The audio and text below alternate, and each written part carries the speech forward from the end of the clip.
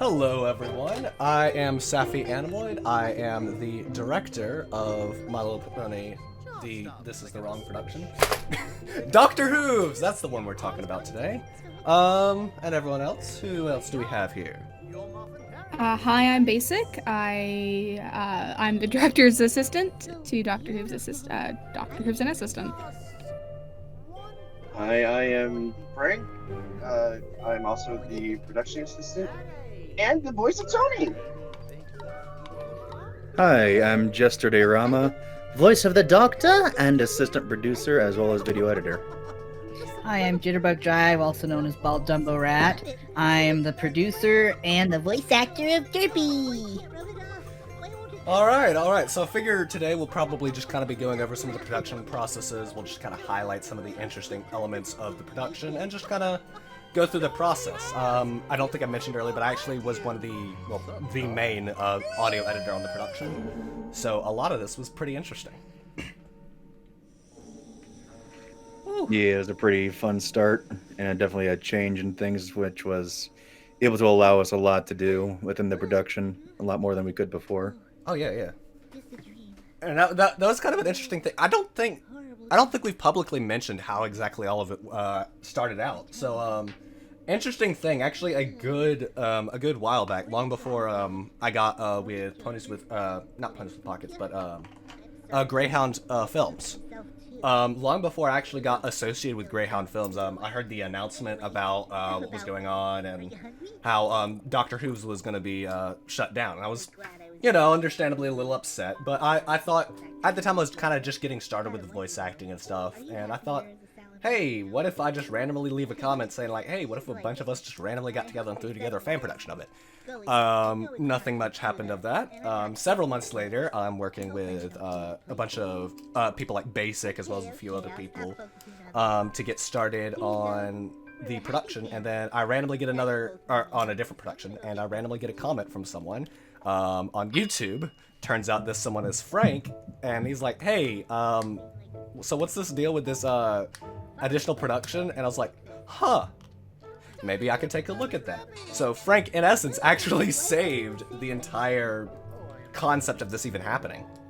Oh yeah, like I was minding my own business, doing my own thing, and Safi just DMs me being like, "Oh, Basic, want to get into a meeting?" Sure, I guess I'll get into a meeting, and then all of a sudden out of nowhere, just a phone call. It's like 8 o'clock, maybe like 11 o'clock at night. We're all just tired. And I didn't realize this went to Hollywood. And then step after step after step of this. And then Frank just goes off on how and then so does Safi. And I'm like, you know what? I used to watch I watched Dr. Hooves' an Assistant a lot too. Like I used to watch it quite often. Thank you. I know, I was a huge fan of it. I think I joined right around the Cross episode, I think. Cross? I don't think we had a Crossed episode. The crossover. The crossover. That's the one. Yeah. That maybe was even that was the biggest one I think so far. Oh yeah, maybe even before then I was part of it. But and I just kind of been listening to it as a podcast, and they talked about it, and I was like, you know what? I'll do it. I'll join. I'll help. Let's do this. So here's a question I have, because I don't think I've even properly asked this. So when I came up with this idea, I had to figure out how to reach out to Jitter. And at the time, I knew of exactly one way to reach out to Jitter. That was their Tumblr. Oh boy. Oh boy. Good old Tumblr. This story? So Jitter, why don't you share your side of this story? Well, I got a message that was kind of cut off because Tumblr has a limit in how much people can say. Tumblr's just a lovely place. Yes, and it was just offering to try to continue the series, and I thought, this was. I've had a few people ask before, hey, can we continue the series or do a dub of it with, different things? And, I would say, oh yeah, go for it. But then I got more information on it, and it was like, no, they wanted to try to work with me more to use the same assets and stuff, and I I thought it was too good to be true at first, honestly. I mean, Because there's a lot of novice people that say, "Hey, I'm gonna do this thing," and then they don't do it. But To be honest, we were all in a call and we all thought that you, Jitter, would just be like, no. Like, why because like would you let you do it? Like, to be honest, for like the longest time, I was a big fan and I love the series. And when we were all doing this, all talking like, hey, what should we say? How should we word it? Yada yada yada. Oh, it was Didn't occur to me, 'cause train I was wreck. the one who was like, hey, why don't we try to reach out through Tumblr? Because we all And at the time, Safi? Tumblr and I didn't everything. have a Tumblr. And I've it deleted was that a Tumblr account train since. wreck. I don't have Yeah. a Safi I had felt so bad. Safi had this entire explanation of to like Yeah, what it he was like was, it what was he like does, it was and like a like all the thesis. stuff. But where it cut off is right before he got to the point of what he was trying to make. So I sounded like so like, horrible. we had- I sounded so We had narcissistic no idea. because it cut it you're off. late. It was so bad because it cut it off before I got to the actual proposal. So it essentially boiled down to, "Hi, I'm Safi Animaloid. I run this massive production, and I found it interesting that you guys shut yours down." And then it cut off. And I sounded like such a horrible person. I was Dude, that's panicking. practically just a tweet at that point. yeah, once I got an email, it sounded more like, "Oh, yeah, okay, maybe they know what they're doing." Actually, Yeah, So, it's a case of God. I know See, multimedia production. I don't know Tumblr. That's what was happening. Yeah, Funny- see, we were funny having a problem with tidbit. Tumblr, and we had no idea that your email was just like in the corner. So we were Yeah. like trying to get through like messages and everything. It was so bad.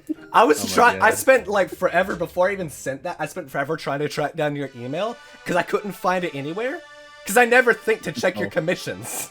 I never thought, maybe his commission info would have an email. It's a good idea. I didn't think to that because I was thinking, oh, I'll just check like for like I don't know business inquiries or whatever. I was like checking all kinds of stuff. And the funny tidbit was, before you joined up together, I saw some of the comments in a few of the old videos, and it was more recent that I was going through comments a bit more than I used to, just so I can help in answering them if more of the team wasn't available at the time to answer from the channel. And so like, oh, it's been months since then. What the? How did I forget this? How did I not say this? Oh, but no, it eventually worked out. It eventually worked out somehow. Yeah, we Somehow. all got together Yeah. and just In the end, we got started here. working. Yeah, so We're here. that's pretty much how it happened. It actually is interesting because at the time, like, yeah, basically it's a case of this was Basic and I's first big run, and I guess Frank definitely was his first. Oh no, this was definitely my first big one. I had never even thought to go into this. Never thought I'd do any voice acting or anything like that. Yeah, you just And kind of just randomly out of left nowhere- a comment on a YouTube video, and now you're a member of this production. That's a bit. Yeah, and And Frank don't get me is- wrong. Frank I'm is probably super the- happy Frank is probably Oh, like the go ahead. biggest reason why Safi even contacted Jitter. Yeah, if Frank didn't send that comment, Yeah. I never would have reached out to Jitter. Yeah, Oh no, my like God. it didn't even occur to me till like a month after we had started. I was like, hold on, did I save this entire thing? Oh by yeah, you accident? totally did. You totally did. Oh, you did. You did. Like 100%. And I didn't want to say that because it sounds really pretentious and really kind of like narcissistic. So I just kept it quiet. Felt that. Safi and I were talking about it yesterday. Not yesterday, but maybe a few days Whatever ago. day it was. And we're like, yo, like, it's weird of how, like, timey-wimey, wibbly-wobbly paradoxes work. I mean, yeah. Oh, I agree. I mean, There's a I- parallel I was universe where just this never happy. happened. Tony, I save was the just day. happy. I mean, Tony's. I tried. I can't say it was the greatest save, but I did my best. Always believe in the little guy. But yeah, Oh yeah. it's interesting because Basic and I mean, we've done a few different projects together, but the key one that we were working on before, that's kind of like the key Greyhound production, was actually TLG. That's My Little Pony: The Last Generation, which is You almost introduced us. yeah. That's kind of the thing. I'm so used to talking about that one. I was like, hi, I'm the so and so from My Little Pony: The Last Generation. Wait, no, this is a different production. Habits. You get so used to saying an introduction, it's like, whoops! Oopsie, Wrong one. oopsie. But yeah, so that one basically, yeah, it's really small. So we're actually hoping to like kind of get it off the ground, but we'll see how that goes. So probably more on that later. Any kind of your guys' insight, Jesse and Jitter, from Oh yeah. this whole thing, because we've kind of just like the whole production of like seeing everything go. Like I've only talked to Safi about this, but never heard your guys' like. Oh Yeah, you two seem to kind of just like lurk every now and then. I don't, Yeah, not that it's a bad thing. It's just like, oh yeah, the whole. I don't mean it the like whole as point. any. I don't mean any disrespect. No, the whole point was Oh, you no. guys have been doing this for how many years it's been. So Well, I joined in in episode 8, but somehow people still think I'm Keiko because doing this voice somehow sounds close to his because, well, I had to impersonate his voice, so... I mean, thanks for the compliment, but it's like, I need to remind people, no, I'm not the original voice actor for the Doctor. I'm the second one, and I joined in episode 8, so... I mean, hey, I was watching beforehand episode today, 8, but then I got I more first into discovered it from there. I first discovered the series around episode 8, so you've still been in it for quite a while. I actually discovered it around episode. I remember like, when the whole. I remember when the whole farewell episode came out, like when it first came out. Oh, that one made me I've been cry. here. That was a. I'm gonna be completely honest. So I'm a very daft person when it comes to like noticing things, and I hadn't been anywhere near Ponies with Pockets in a while before I had missed Safi. I was like, you know what? Let me see if they have anything new up. And episode 12 it came up, and I was like, oh, awesome! Let me watch this.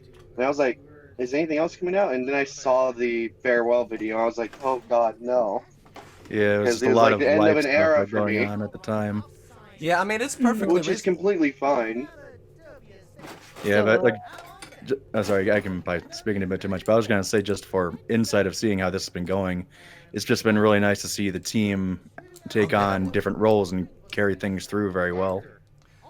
Yeah, when once I was in the Discord and I saw everybody, running around getting everything gathered up and organized and like everything was going so fast, but I was like, they actually know what they're doing. Oh my god, they know what they're doing. Good. Amazing. So we tricked you because we had no idea what we were doing.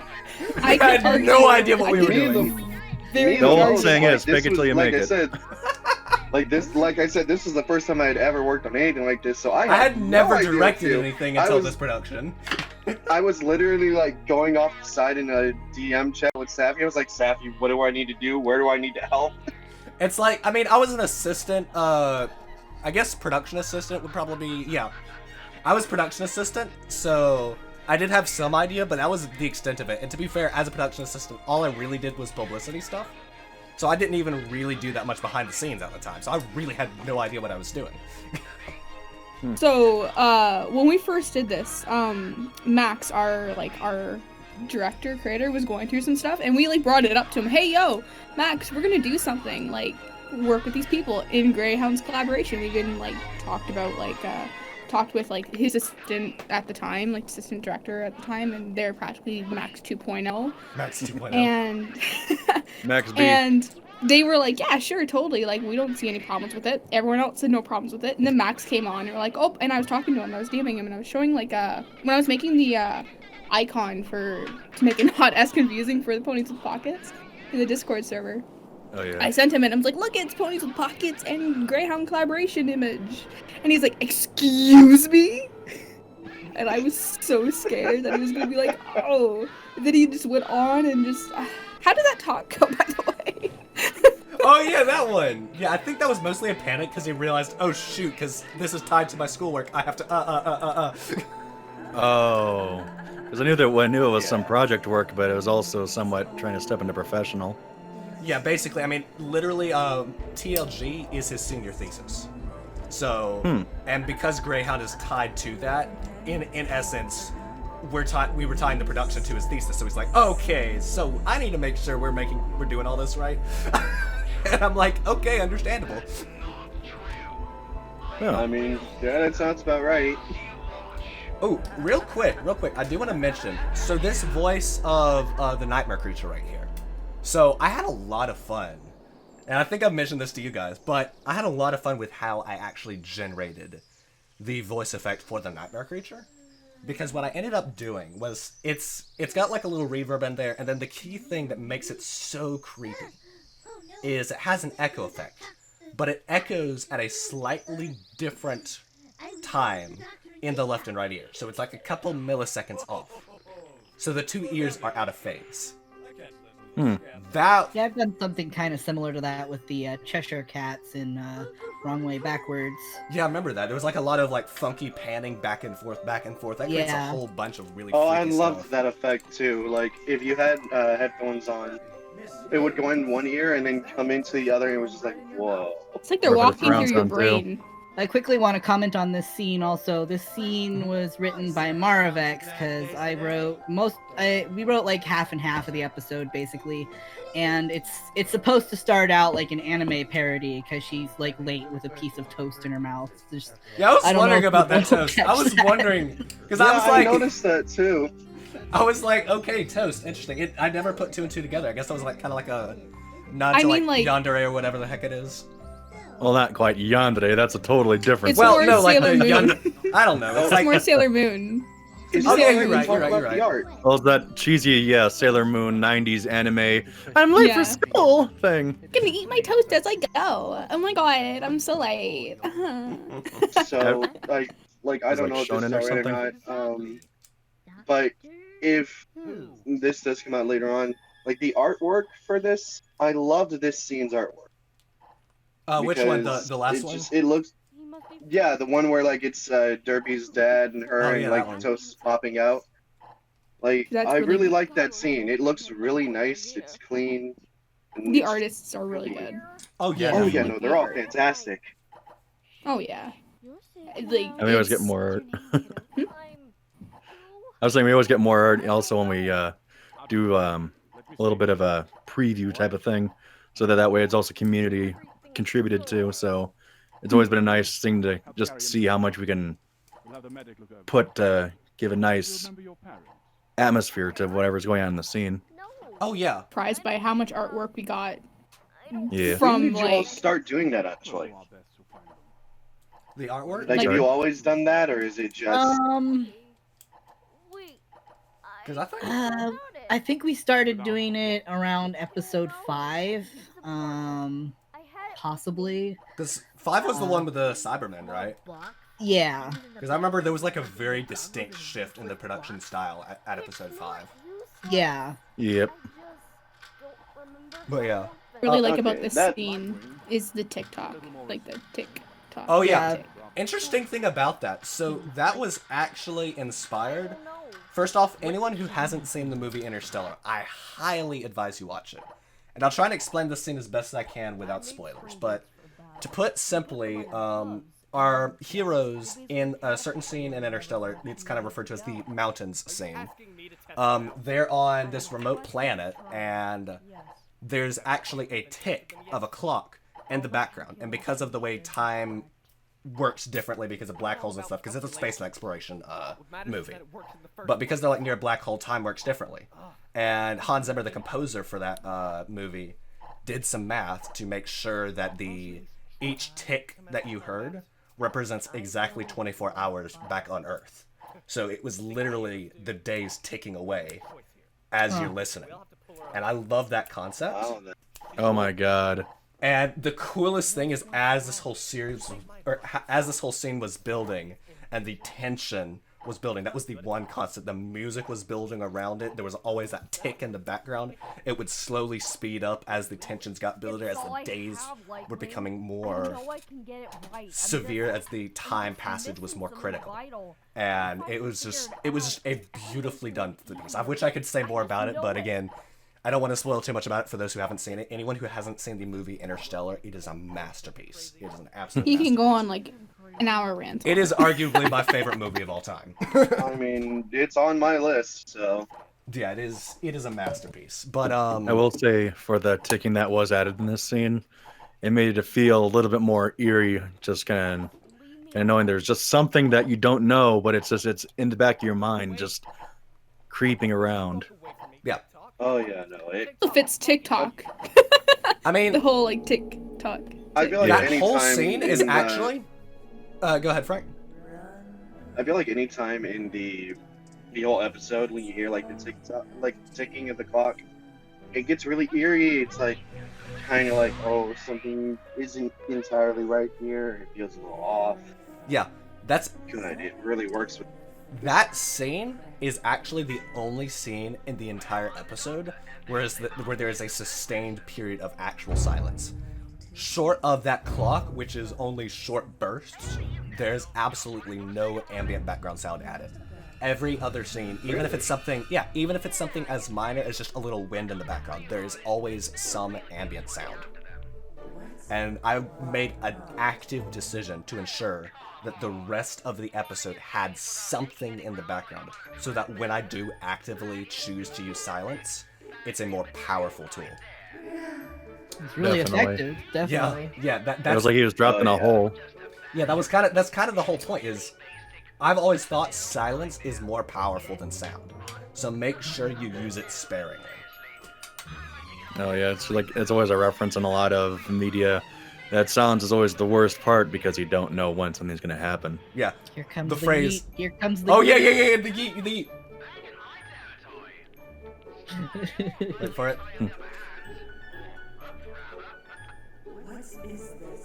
How are you doing this? Oh. Luna's a really good voice actor. Wait. Makes it very, like... What? And Poodle. And. Wait for it.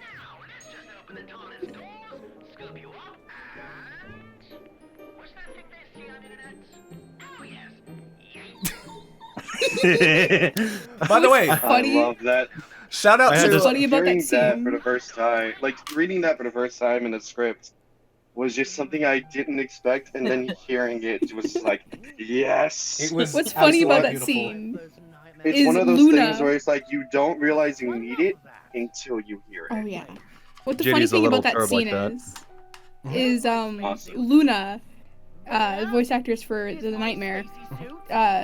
Oh, she yeah. originally did like dog barks, Oh, like God. dog gips. Love you, Luna, but it was adorable. It wasn't quite the feel we were going for, but it was adorable nonetheless. It was just that. I mean, But, I almost thought it was gonna get in with how cute it was.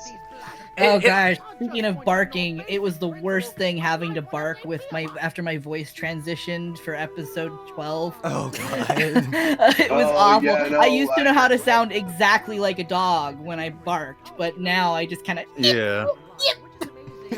He was able to actually sound really close to a couple of different type of bark sounds for a dog, and ever since the transition, he's been trying to find his voice again. That actually reminds me. I was looking through the comments the other day. I saw one of the comments was actually asking about like how you've managed to do a lot of like how you've adapted your voice with like managing transition while still doing Derpy and some of those other voices, and like how you've like had to take care of it. Have you had to like do any special things to really prepare it, like when you sit down to do it? Not really. I just kind of try to do what I usually do with my voice. I really do need to do some more exercises for my vocal cords to widen my range because I want to be able to hit a falsetto voice, and I can't do that yet. Sorry, I didn't warm up, I so mean- that sounded like crap. I mean, as long I as you're used to trying, I used to be able to do that falsetto voice that they do in Monty Python whenever they're playing women. And... Oh god. Oh, that one is. Oh, you doing a thing there, aren't you? Oh, well, you little, blah, blah, blah, blah, blah, let's go on. I'm Monty Python. Can't go wrong with that one. I Yeah, still it's- love the coconuts. Just the Oh, I don't have I'm gonna coconuts just here. like. I'm just gonna Wait, I have a start marble. something I have right a here. marble and a screwdriver. A little bit of a gallop there, going fast. I'm gonna like, move in right here. And just like I'm pretty sure that the last scene you just played was when Tony just. Yeah. Oh yeah. This is I yeah. will say that when I first did the voice for Tony, like the voice I ended up choosing, went through like 5 different iterations in my voice to try to hit that, and then later on I saw the picture for Tony and I was like, oh god, he's cute. Oh no, It he's fits. cute. Gotta make him small. I can't make And him then- evil and that That's the thing, explains it fits that so explains well, why and I that was laugh like, no.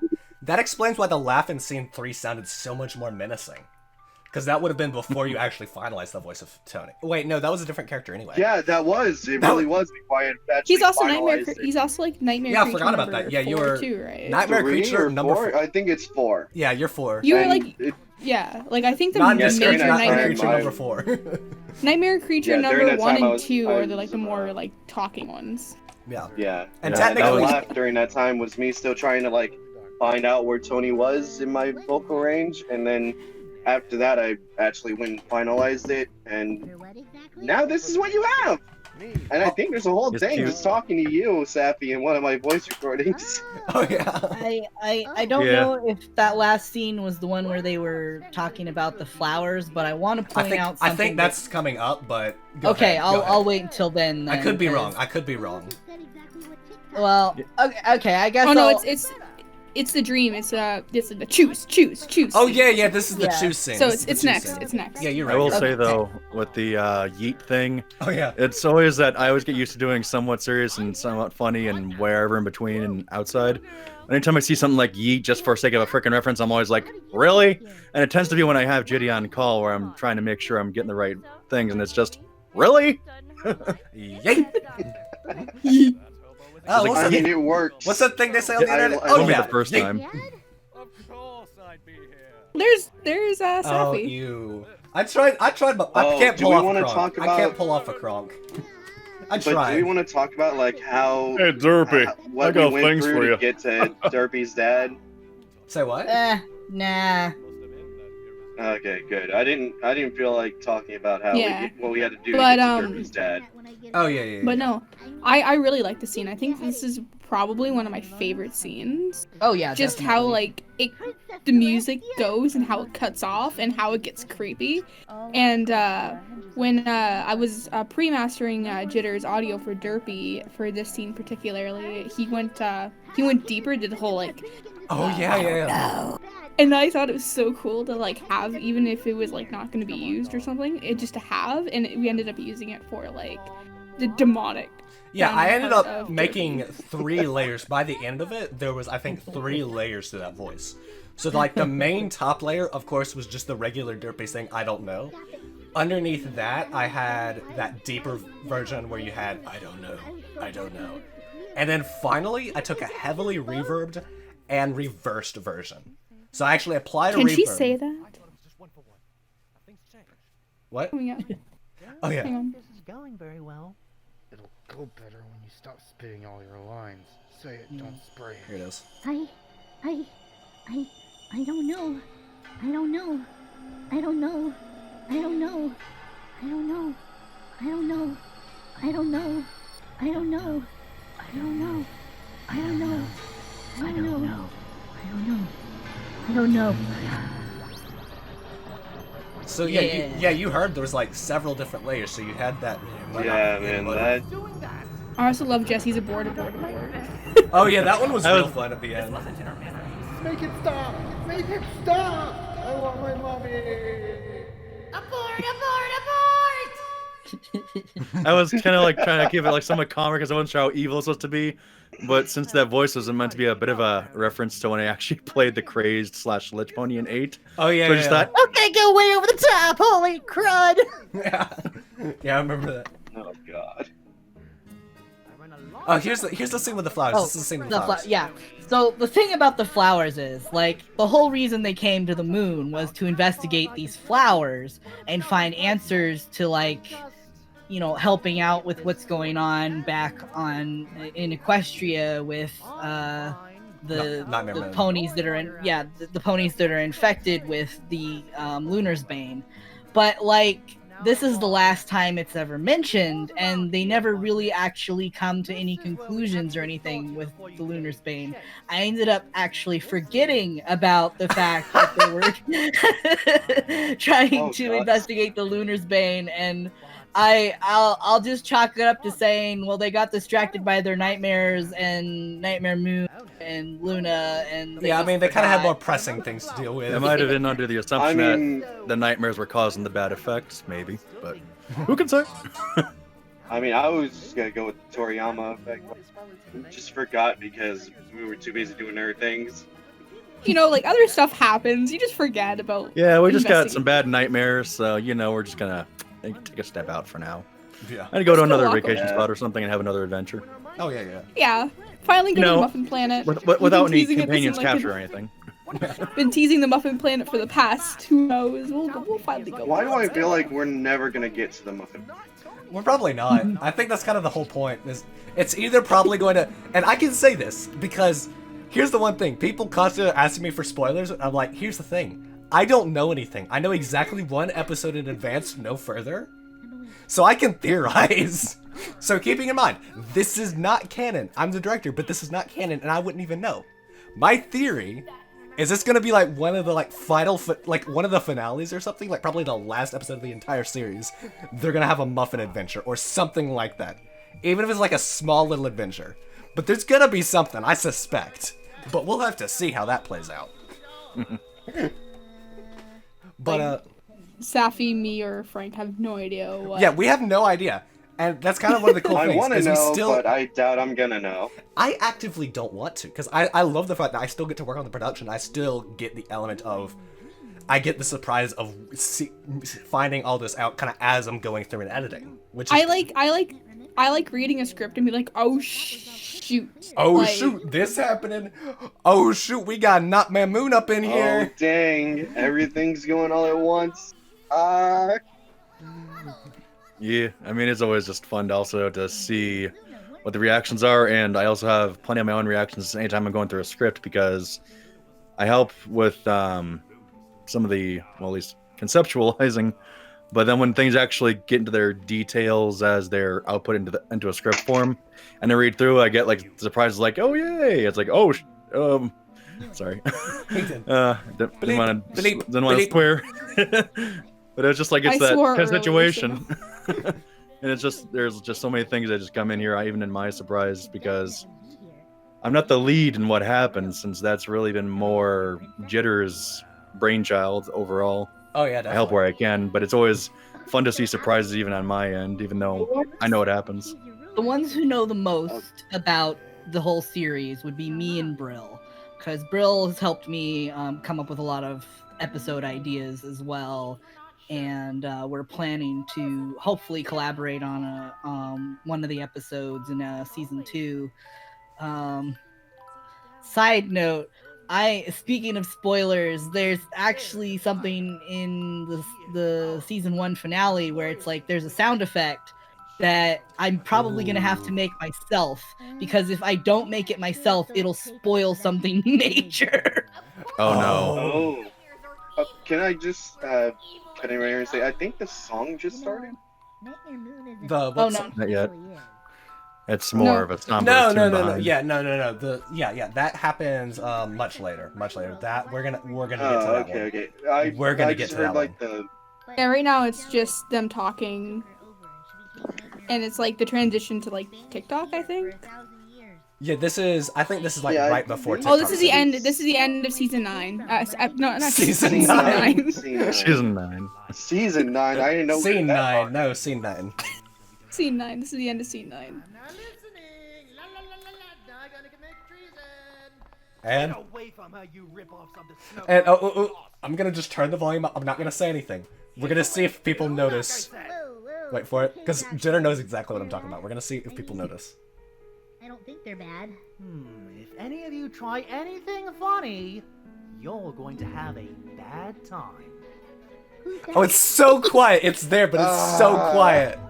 It's If you really so listen, quiet. you can. That's all I'm hear, gonna say. That's all I'm gonna say. Right there, something happened. There's a little Easter egg for you guys. Anyone who cares enough, go back and replay it. Find it. Something happened right there in the audio. Can I say I love it very much? Oh, it is Being beautiful. a fan of it, I love it very much. It's but beautiful. Still, it's just so beautiful. I'm tempted to just like do like a slight reference, but that would even spoil. No. People gotta find it. People gotta find it themselves. I don't even want to People gotta talk find about it it because I want themselves. people to find out. There's Easter eggs within the episode.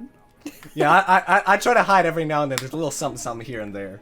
Oh yeah, there's been Easter eggs in the episodes before, like from like There was one from this stupid YouTube video of this guy going, "I can break these cuffs," and you can hear that in the background. Yeah, I remember. Or you'll hear the Wilhelm scream. Yeah. I had to put that in a I wish production I that could I'm do the editing. Oh, I remember that In a one. production that I'm editing, I have a part where someone screams, and right now I'm waiting for the voice actor to send in said scream. So we have the Wilhelm scream as a placeholder. Yeah. And it's so funny because it's such a dramatic moment. Not dramatic, but like such a like serious moment. And then you just hear Wilhelm. It's amazing. This comical like scream. It's like, because the Wilhelm scream, it's like outside of a comedic effect, it doesn't work, but it's kind of like, I feel like it's almost tradition at this point for like people to like put it somewhere in something they produce, right? Yeah. Yeah. Yeah, if you gotta scream and like by like a soldier or something, it's You gotta use eventually the Wilhelm. be the Wilhelm scream. You gotta use the Wilhelm. Yeah, there are other stock sounds, but Wilhelm's always gonna probably be the top. I think Basic and I think it happens later on, but there's a scene, I think it's where Lightwing and Lionheart slam the door open and like see TikTok manipulating the time magic or whatever. So I remember Basic was actually recording some re-recording some lines for something while I was on a call with her. Yeah, so I was re-recording some Nightmare Creature lines for the previous scene there, for scene 9, because some of the lines I didn't like that whoever picked them, I was like, I don't really like those ones. So I'm gonna do another round of them. And my dad, you could hear him coming down the steps like da-da-da-da-da-da-da.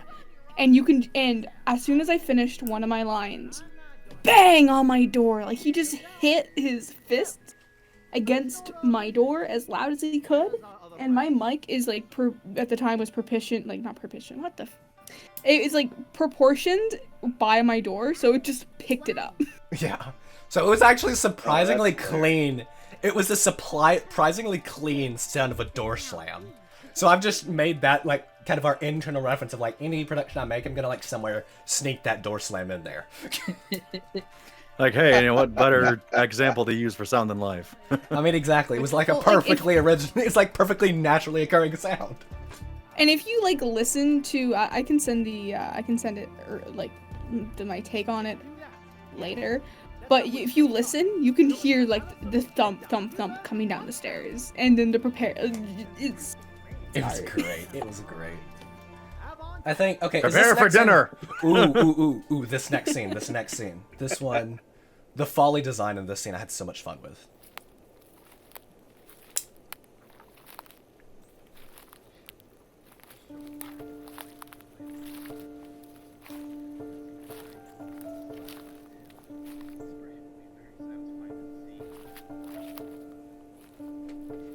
It was really hard to add pictures to this scene in the video. Made me cry.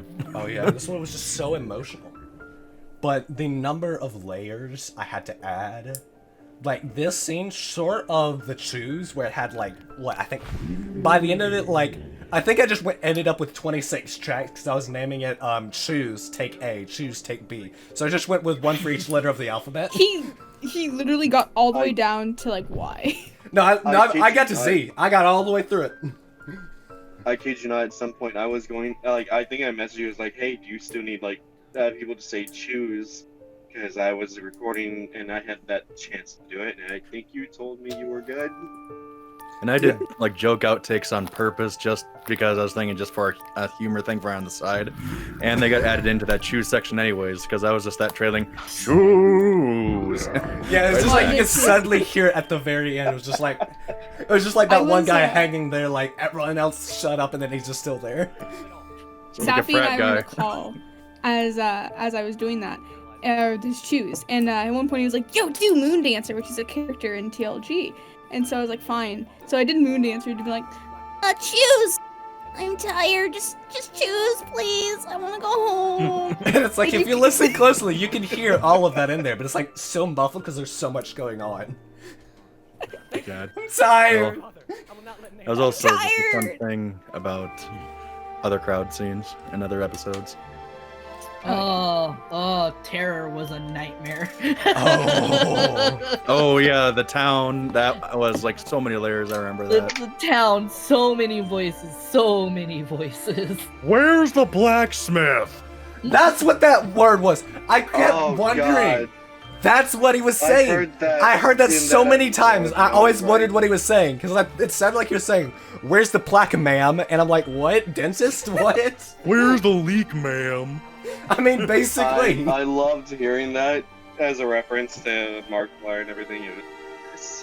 We just, they, I should say, throw the references in, and it's always just fun to just see them snuck in or not. I mean, there's a few, I forgot like what other ones are in this episode, because there's always a bunch of references.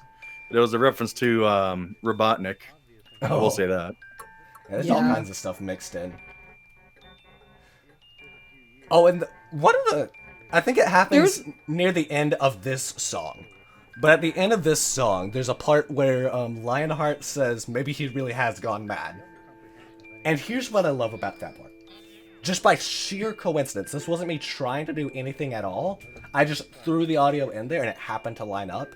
But that he really has gone mad lined up beautifully with the music just building intensity and like almost like a dissonant chord. And it was I love when that happens. I didn't, because I normally try to purposely go out of my way to time stuff like that, but that particular one I didn't do on purpose. It just happened to line up. And I was like, I love when that happens. Yeah, it's gone through that plenty of times in video editing. It's just, I didn't intend this, but it's perfect. Exactly. It's great when, like, things just fall in your lap. And you don't have to edit it. Like, oh, yeah, it's there.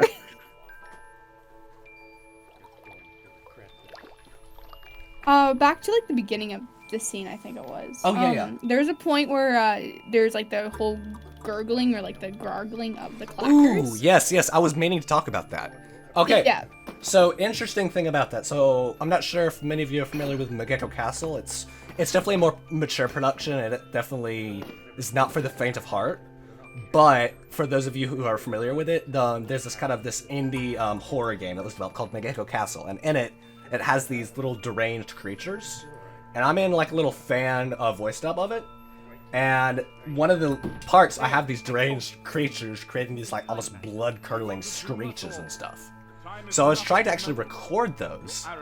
And there's this beverage, this lovely beverage. Many of you might be familiar with it. It's referred to as Gollum juice, because it was used by I forget his name, but whoever voiced Gollum in Smeagol. Andy Serkis. That's the one. Andy Serkis. That voice tore him up. So they created the people on the production created this perfect concoction of a beverage. I think it's like a little mix of ginger, like some honey, some cinnamon, a whole bunch of things. Oh, here's the thing familiar. Nightwing, perhaps he really has gone mad. Anyway, I had to let that go. I couldn't talk over that. Anyway. Oh God, every time. But basically, what I did is I took that, and I put milk in it, because one of the ingredients is lemon juice. So when you have something acidic mixed with milk, it instantly curdles. And you just gargled some cheese. God. So I purposely did that because it didn't go bad; it just curdled, so it tasted like it went bad. So I was able to like safely gurgle that stuff and like really get into character, and it created a very thick, viscous fluid that I could gurgle while I was talking. So all of those like horrible demonic screeches you heard for the clacker was literally my voice while I was drinking the Gollum juice, just like pitched down half an octave with some reverb put on it. Yeah, it was just pitched down half an octave with reverb, and it was Gollum juice with a little milk in it. I will say that is a little gross. Hey, as disgusting as it is, it was an extremely effective thing, and though I would make sure you have a good pop filter and towels laid down, anyone who has to do a recording like that, I highly recommend that. It's an interesting experience. You're gonna want to take a shower afterwards. But it's an experience. It's like one of those things you have to put on your bucket list. I just wanted to share that story. Do something gross for a venomous voice. I mean, exactly. But yeah, actually, You know what? I'll give my friends over at the Megeko Castle thing a little shout out. It was Nick Cecil, I believe, is the creator of it. It's a much smaller production. I did some of the audio engineering in some of the earlier episodes, but I've kind of, because I've been working on this one, I've kind of moved on. So Nixie's doing a lot of the the audio editing herself. But if anyone wants to check that out, just look up Nick Cecil Megeko Castle. It's a really great production. But anyway, if you are of age. Yes.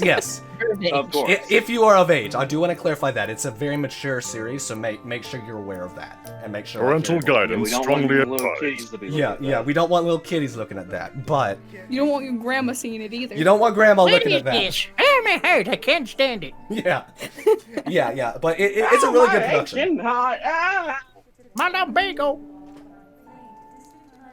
Anyway. Ooh, I just love. No, you don't even have a rank. Just this like creepy piano.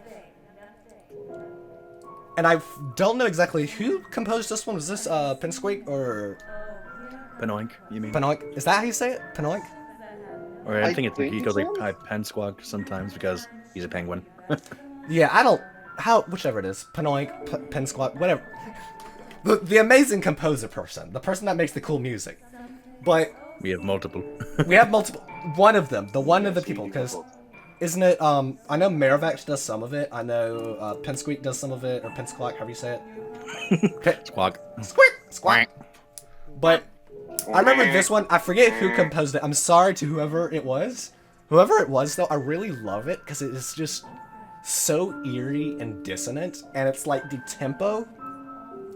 Like, I haven't laid it out to see, but I'm pretty sure the tempo is purposely inconsistent in order to, like, really unnerve the listener, which works beautifully in this scene. Kind of makes it seem like you're walking through a spinning galaxy tunnel, so you're kind of going back and forth in your head. Yeah, and that was just... I love it. I absolutely love it. But yeah, so that's that scene. Ooh.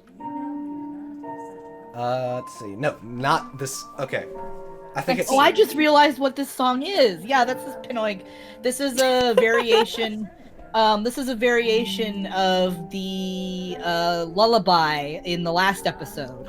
Oh my God! Now I see. Now I hear that it. Makes sense. Now I hear it. Which works with the nightmares, so you know, whatever. Oh, there you go. It does very well. You know, that's kind of crunching my heart a little bit because I kind of feel a bad connection with that. oof. I'm gonna have to go back. Jitter's and on top of the ball.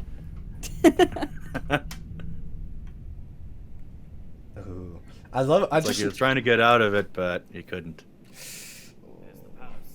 It used to look so much more regal.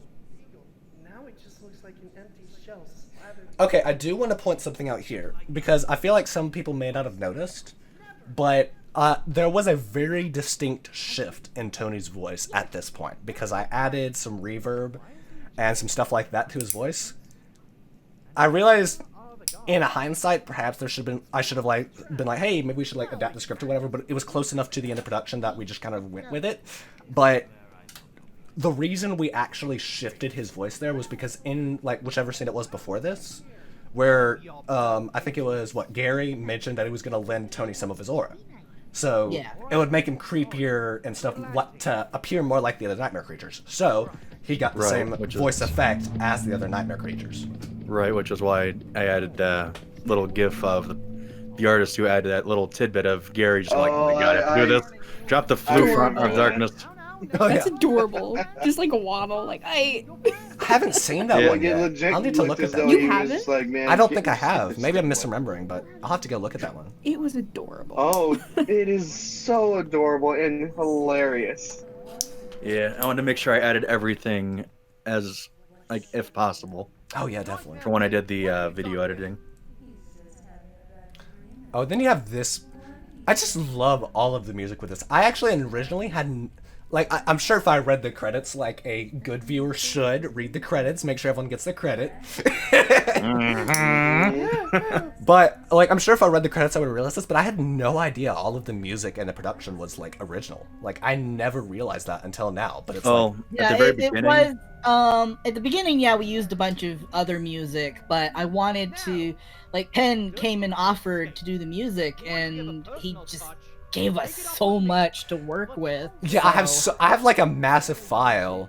Like, I think the overall total, as much as I do prefer RAWs, that is a downside to RAWs. If I had the RAWs, that would be like so massive to have, because I think the entirety of this episode, all of the raw audio combined, that's all the original lines, all the edited lines, all of the project files, I think came up to, by the end of it, almost 100 gigabytes in size for this episode. So that's the entirety of the episode. Obviously, the stuff I exported to you guys was a lot smaller than that. But you guys were freaking out about the final exports being 5 gigs. Yeah, that was just the final exports. Everything was like 100 gigabytes. Oh my god. Yeah. You brought me here for a chat. That's one hell of an episode. So Yeah. pull up a chair. Well, it's definitely it's a huge jump, so I can definitely understand where it went from when we had to drop down to a readout for a bit. I mean, yeah, and a lot of it has to do with the method I do to edit, is I make sure I have countless restore points, so if I ever want to go back to any point in the production, I can do it flawlessly without any loss. Smart. What do you want? One day, Safi and I were on a call, and he's like, basic? Yeah? I just lost everything. Since then, that was before I had that. Yeah, this is a song. This is a beautiful song.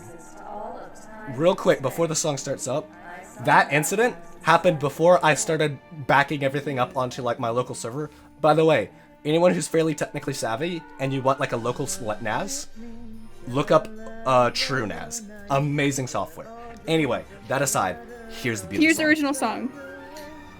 I will say with the song, the melody was actually something that I came up with while I was on my way to work or at work while I was bored. Oh yeah, I remember you just sent like a random recording like from your phone of you just humming it. I was walking to work and I had the whole melody in my head and I whistled it into my phone because that's all I had to make sure that I remembered it and didn't forget it. And I've done that. It helps very much. I mean, it's like a lot of times just the strike of inspiration just comes out of nowhere, so it's important to remember that. I was like, oh my god, what's this random melody? I need to record it. Luna did really good singing this though. Oh yeah, I love that. Like Luna, Oh yeah, we sat down with her and like had a full call with her, and Safi did some more private stuff with her, and she also did like some private singing with Maeve, who on TLG is like the singing professional. Yeah, she goes to school for music and stuff. Nice. And I will say, I think when we get Safi yeah, try to find better pitch and everything. yeah, and but she worked really hard on making this, and she's like, she's very nervous. Like yeah, this is probably the one thing. Like when I linked her the coming back video, and she's like, "Oh no, they said that there's an original song." Yeah. Oh but like seriously, guys, like precious. Like she worked so hard on this, and like she pushed herself way out of her comfort zone. And honestly, I'm really happy with the final product. I respect her for she put so much work into this. And it's like, we gave her every opportunity to just be like, alright, I'm gonna back out, I'm gonna let you guys find someone else, and she never backed down. She was up to the challenge.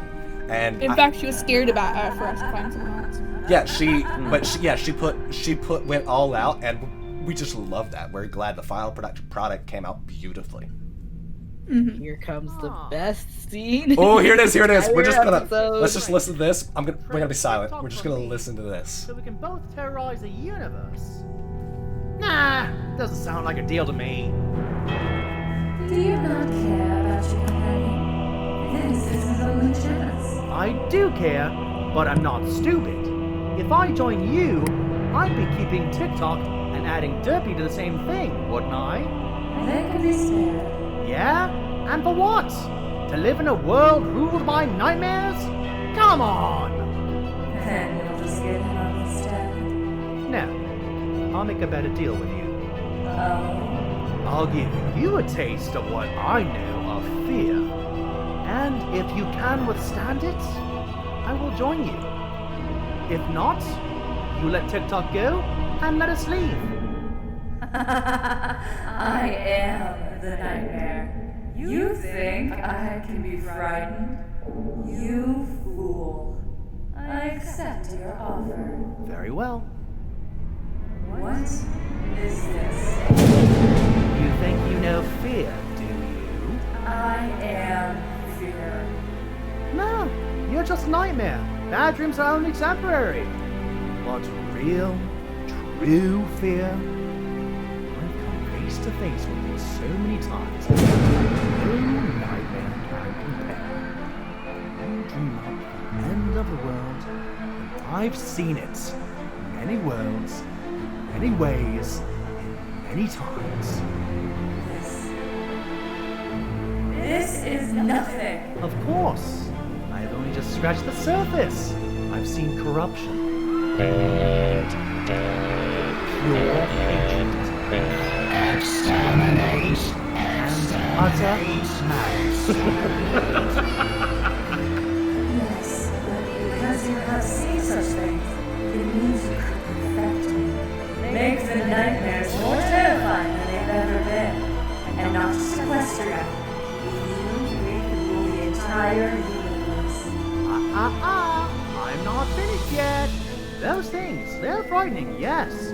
But what happens to a man who's experienced all of those things and is given power over time itself? The Daleks, the Cyberman, those foes you can fight. But you can't fight it when someone snips your timeline from before you existed. I've done things to my foes that have left them afraid of me for generations. And that was me still being kind. Angry, but still holding on to whatever goodness is inside of me. Now, turn around. Turn around and see what I've seen I will become. If I lose that goodness. Stop. No more. No more. I said look! Look at the underside of the planets. Look at the galaxies burning away. Look at the madman who has lost all patience and love.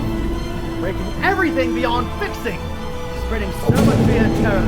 It snuffs out the very concept because there will be nothing left to feel it. This fear will not join you. It will consume you. That scene always gives me absolute chills. Oh yeah. Yeah, I'm feeling them now. So but I'll quickly make a comment about it, and you can talk about the, how you did it. But basically, this scene was me paying homage to an Eighth Doctor episode from the Big Finish radio plays called Phobos, and he gives a speech to this being of fear that feeds on fear, and he gives it so much fear that it just can't handle it anymore and disappears. And I thought that was a really cool scene, and I wanted to do something like it. Yeah, and it really turned out beautiful. I want to say I love. Go ahead. I was gonna say the music just makes even more like how it yes. stops, its build, its continuation, how like the screams of the people, the Daleks, the Cybermen, the Master laughing, those all are like put in. I think that scene was probably one of the more complicated scenes. It's not the most complicated. I think that one would probably be the second scene with TikTok. Like the second TikTok dream, that one was probably the most complicated, but it was definitely up there. It's one of those doctor speech scenes. Yeah, but yeah, I think what I enjoyed so much about that scene was like it just had so many distinct sound effects, and that made leveling out everything to make sure you could hear everything clearly a real nightmare. But at the same time, it allowed me to experiment with so many different sounds. Freesound.org. I got nearly all of the audio for that scene from there, and for a lot of the scenes, honestly, from freesound.org. I know, like, almost all of it was Creative Commons. There were, like, a couple that required attribution, and those were in the credits.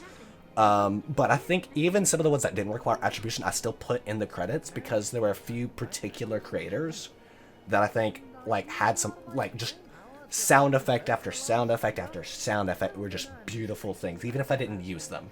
So anyone, if someone's looking for some good sound effects, take a look at some of the people I have listed in the credits under like the additional sound effects, because there's some really good stuff. And just look at Freesound as a whole, because it was like just beautiful. And here we have our final scene with our dynamic trio. But yeah.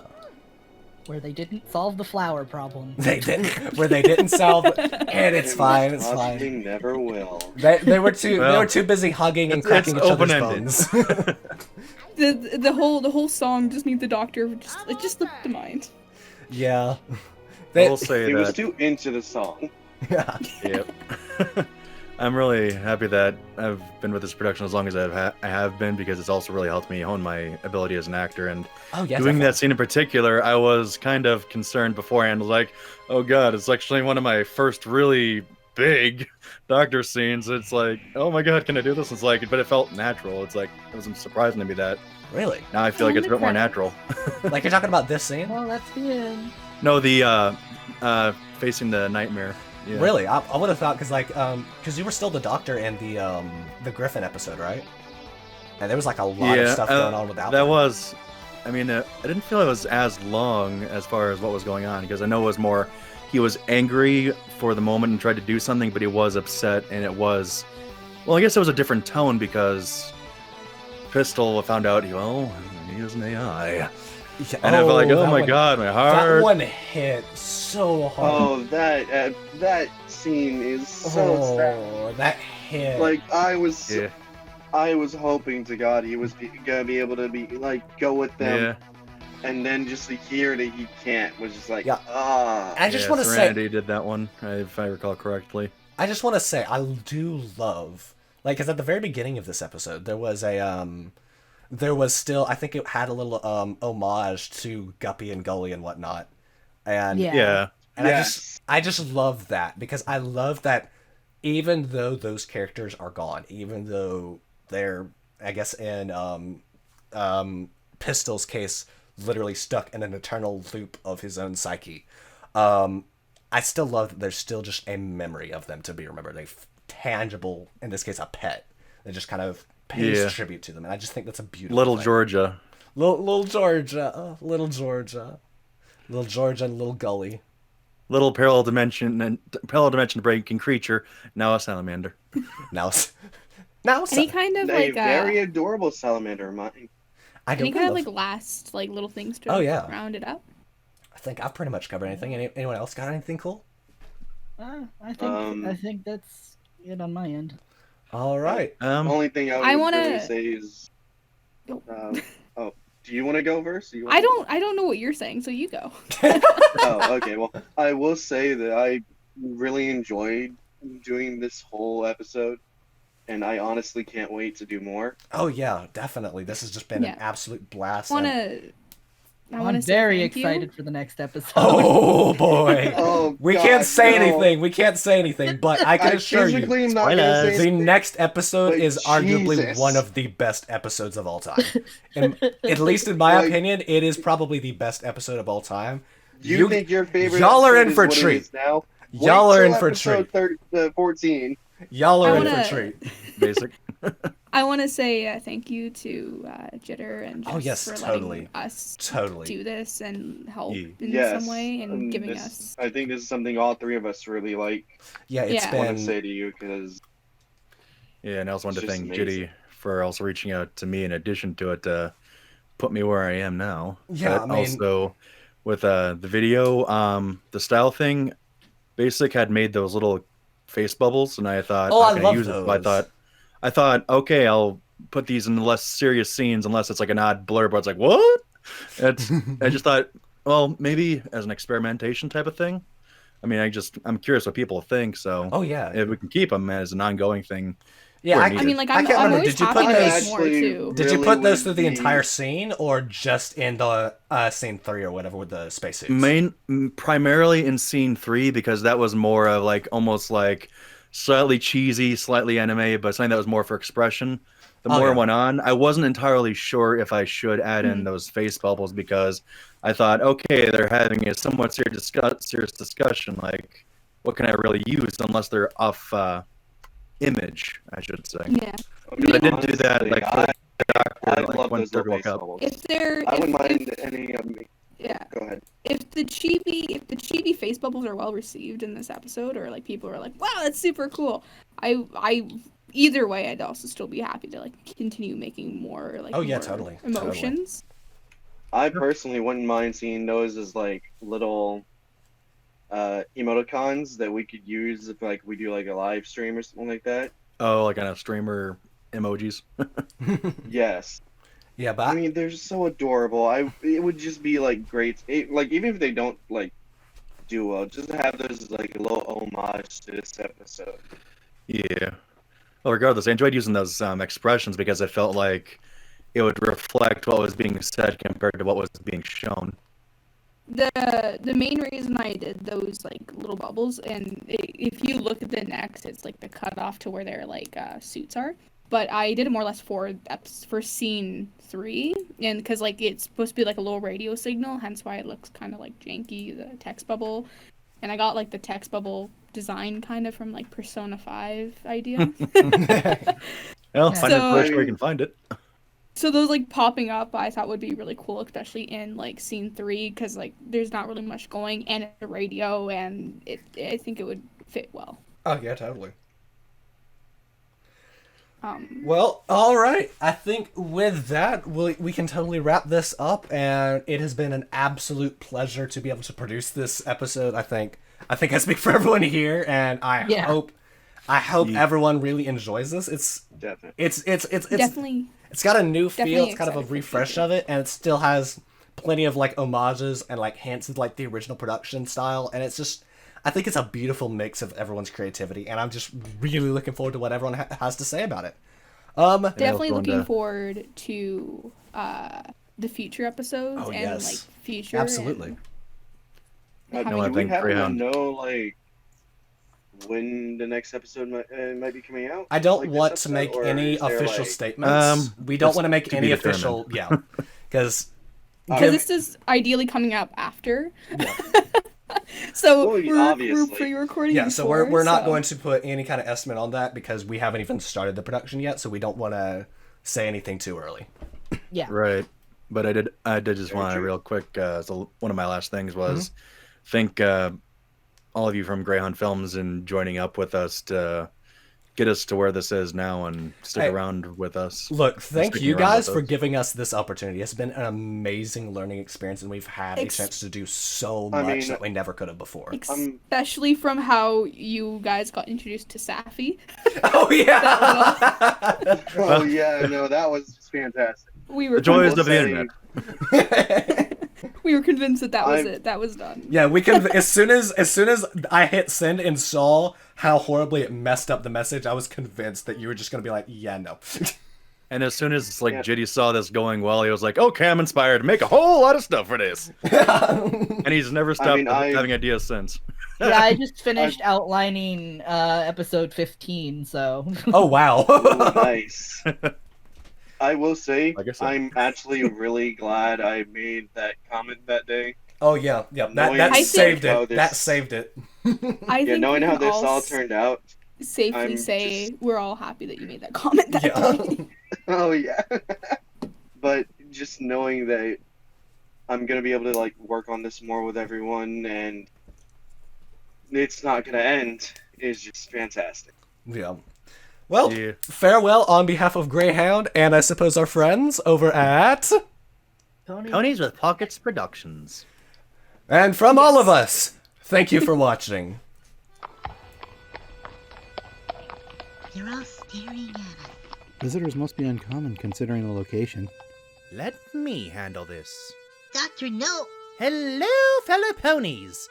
We seem to have gotten lost. Your town is very cute, and we'd love to get to know it. Well, hi there, folks. The name's Greyhoof. I'm the town's celebration planner extraordinaire. This little slice of heaven is Sunnytown, because our smiles are as bright as the sun.